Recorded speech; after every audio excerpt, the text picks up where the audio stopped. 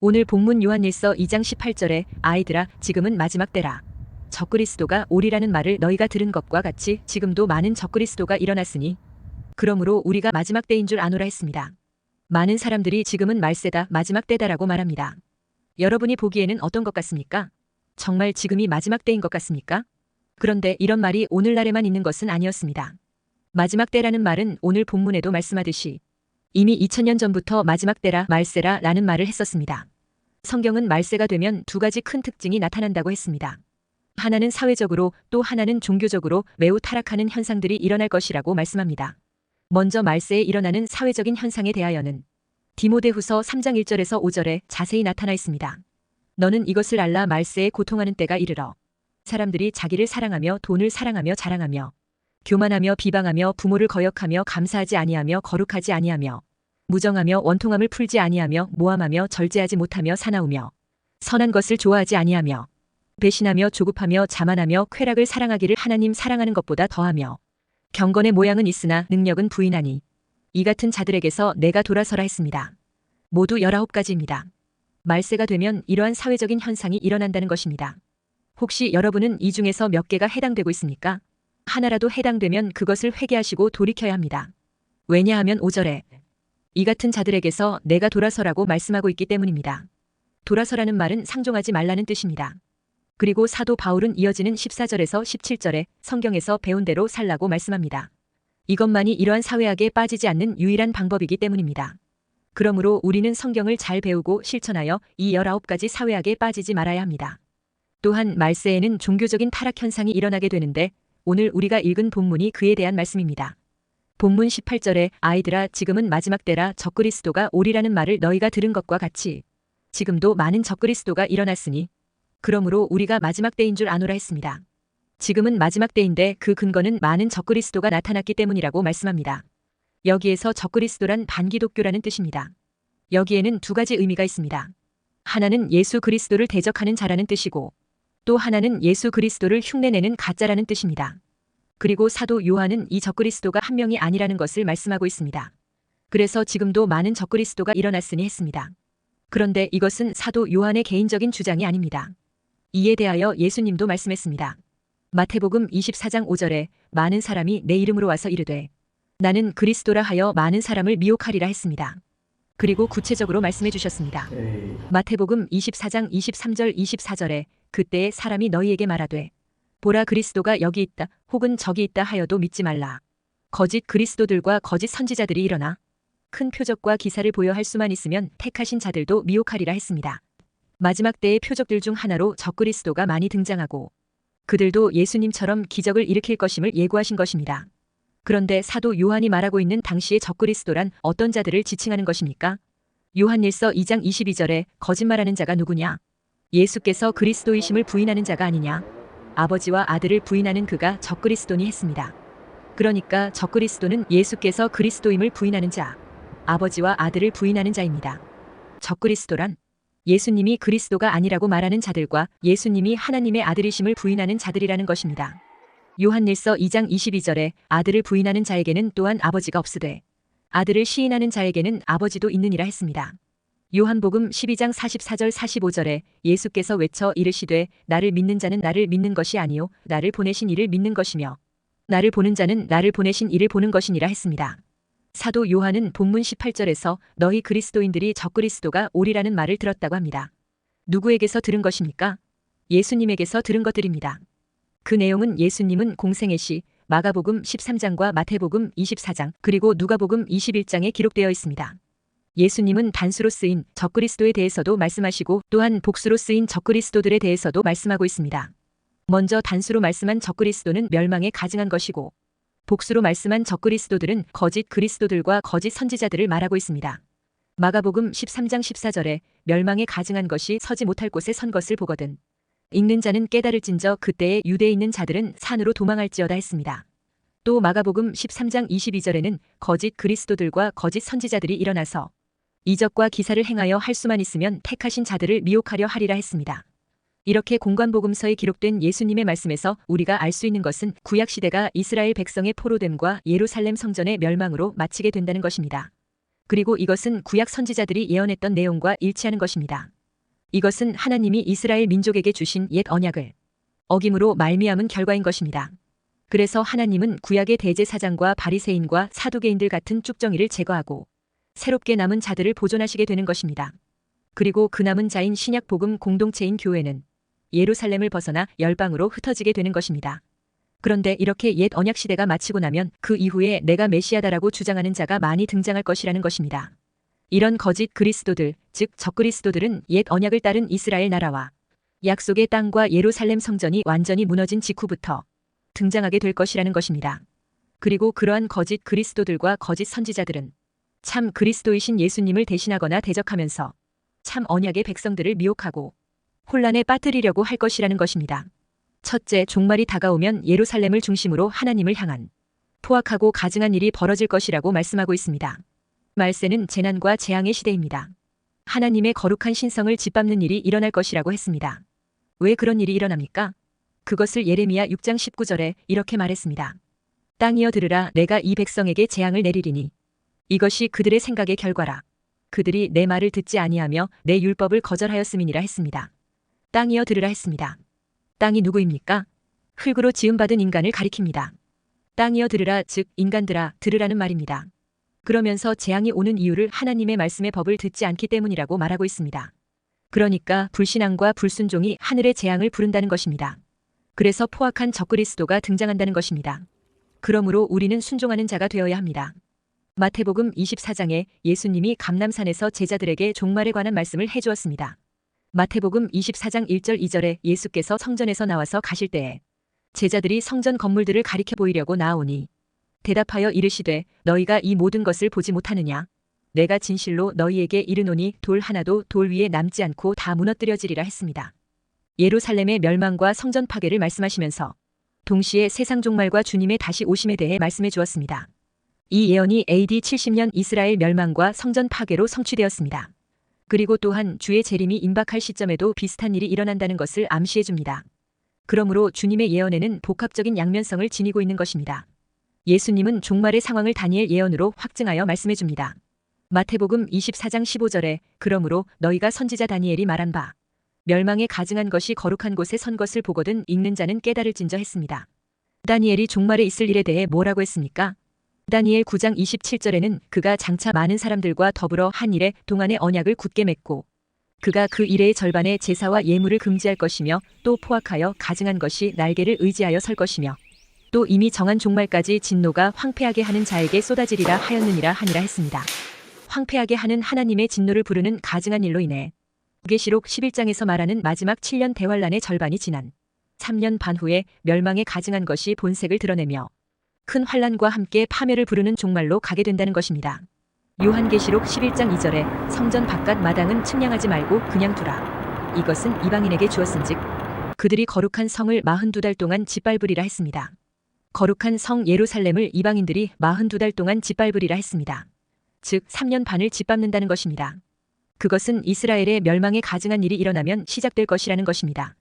그리고 그때 예루살렘 상황은 많은 나라들에 의해 둘러싸이는 전쟁 상황이라고 예수님이 말씀하고 있습니다.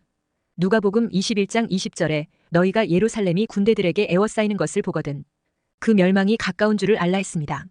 서기 70년에 로마의 티투스 장군에 의해 예루살렘 성이 함락당하고 예루살렘 성전이 철저히 파괴되었습니다. 그런 일이 마지막 심판이 임할 때에도 동일하게 일어난다는 예언인 것입니다.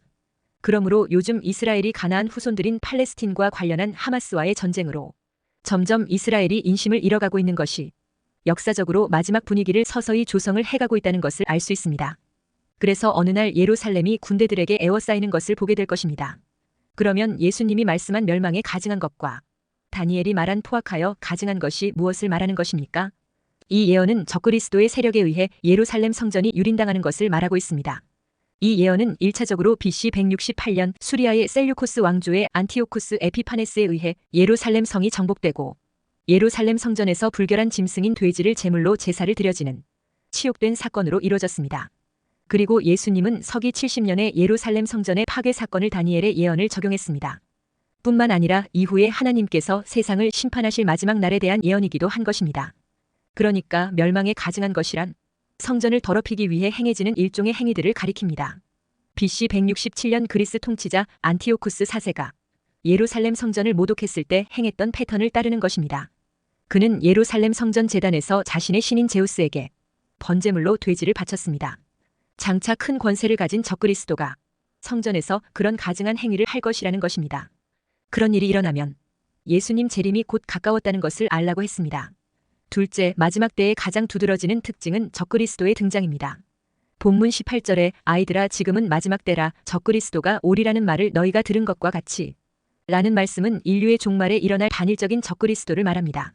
이 종말에 나타나는 적그리스도는 다니엘서에는 작은 뿔로 나왔고 데살로니가후서 2장에서는 대적하는 자로 나왔으며 예수님은 이 자에 대하여 마태복음 24장 15절에서 다니엘의 말한 바 멸망에 가증한 것이 거룩한 곳에 선 것을 보거든 이라고 하신 말씀에서 멸망에 가증한 것이라고 했습니다.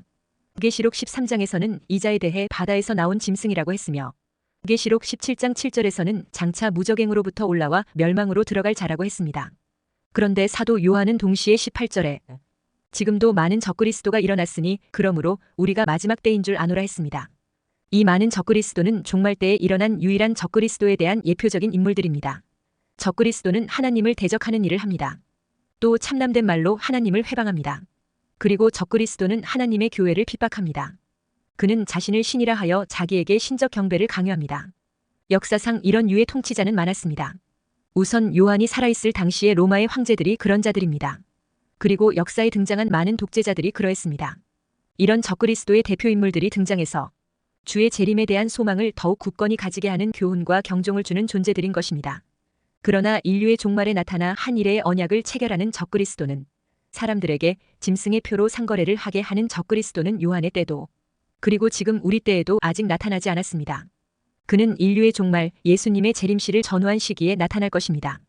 그는 결국 재림하시는 예수님에 의해 사로잡혀 산채로 둘째 사망에 던져지게 될 것입니다. 종말에 등장할 적그리스도에 대한 최초 기록은 다니엘서 7장에 넷째 짐승으로 나옵니다. 다니엘서 7장 19절에 이에 내가 넷째 짐승에 관하여 확실히 알고자 하였으니 곧 그것은 모든 짐승과 달라서 심히 무섭더라. 그이는 쇠요. 그 발톱은 노신이 먹고 부서뜨리고 나머지는 발로 밟았으며 했습니다. 이것을 계시록 13장 2절에서는 내가 본 짐승은 표범과 비슷하고 그 발은 곰의 발 같고 그 입은 사자의 입 같은데 용이 자기의 능력과 보좌와 큰 권세를 그에게 주었더라고 했습니다. 이 자가 역사의 무대 위에 등장하는 모습이 계시록 13장에 게시되어 있습니다. 이 자는 어떤 동기에서 죽게 되지만 다시 살아나는 기적을 통해서 세상에 나타나게 됩니다. 이 자에 의해 한 일회의 평화 조약이 체결하게 되어 이 자는 인류로부터 평화의 왕의 대접을 받게 됩니다. 이 자에 의해 42개월간 세상이 통치되며 이 3년 반 통치 기간에 사람들에게 짐승의 표를 주게 됩니다. 그래서 사람들을 전체주의 세상으로 통제받게 만듭니다.